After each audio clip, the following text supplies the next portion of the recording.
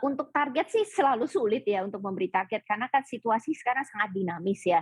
Dan tentunya masih ada faktor satu yang nobody knows ya, hanya Rusia dan Ukraina dan beberapa mereka yang tahu gitu, ini nanti akan arahnya kemana gitu. Tentunya kita semua harapkan bahwa tidak terjadi atau perangnya itu tidak terjadi dan gencatan senjata ini, akan negosiasinya akan membuahkan hasil yang positif ya.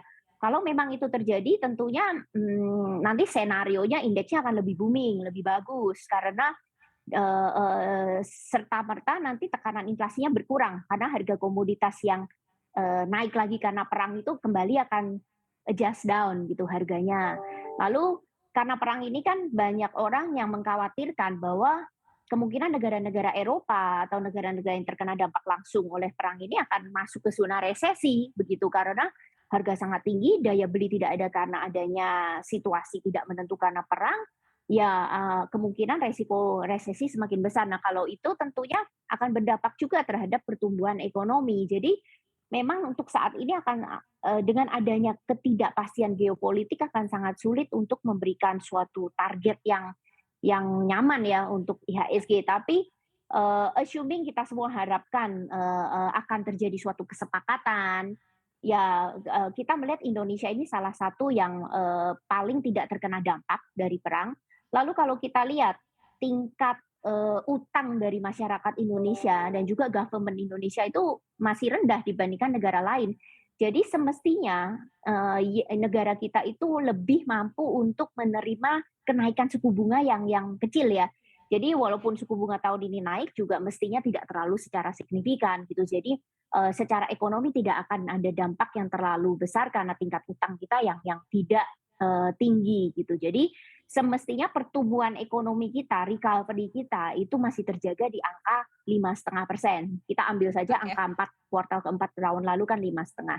Jadi lima Oke. setengah kita tambah dengan inflasi di sekitar 3%, ya secara nominal growth, ekspektasi ekonomi growth bisa secara nominal bisa tumbuh hampir 10% dan hopefully in the long term itu akan, terefleksi juga di kinerja IHSG.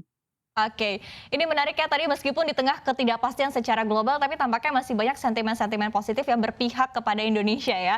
Nah, kemudian ini mungkin pertanyaan terakhir untuk Anda, seperti apa sih menurut Anda kalau untuk indeks reksadana sendiri, apakah memang masih menarik? Karena kita ketahui juga bahwa kinerjanya masih di bawah IHSG ini untuk reksadana saham ya. Dan kira-kira menurut Anda apa yang bisa kita cermati begitu terkait dengan reksadana saham ini? Oke. Reksadana saham ini tentunya masih produk yang masih menarik ya, karena tentunya kita tidak boleh lupa ya, investasi di saham itu ada 2 faktor yang selalu hand in hand, faktor return dan faktor resiko.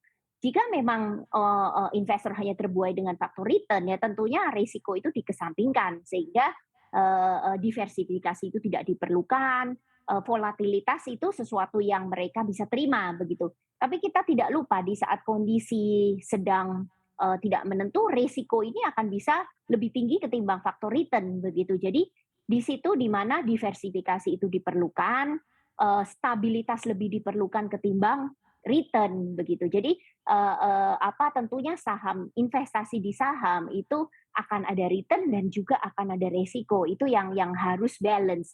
Nah, sedangkan investasi reksadana itu bisa memberikan balance itu, gitu, karena produk ini terdiversifikasi, lalu fund manager di balik reksadana itu terus memilih saham-saham yang memang secara fundamentalnya itu solid. Yang kedua, valuasinya itu juga masih masuk begitu ya, sehingga di saat kondisi tiba-tiba mulai tidak kondusif, diharapkan penurunannya atau downside-nya itu jauh lebih limited dibandingkan investasi saham secara individual begitu ya. Jadi itu yang kita lihat. Jadi tidak bisa melihat hanya snapshot satu periode di mana periode sedang bullish, tetapi in the long term periode yang harus dilihat sehingga kalau kami melihat itu reksadana masih menjadi aset yang menarik.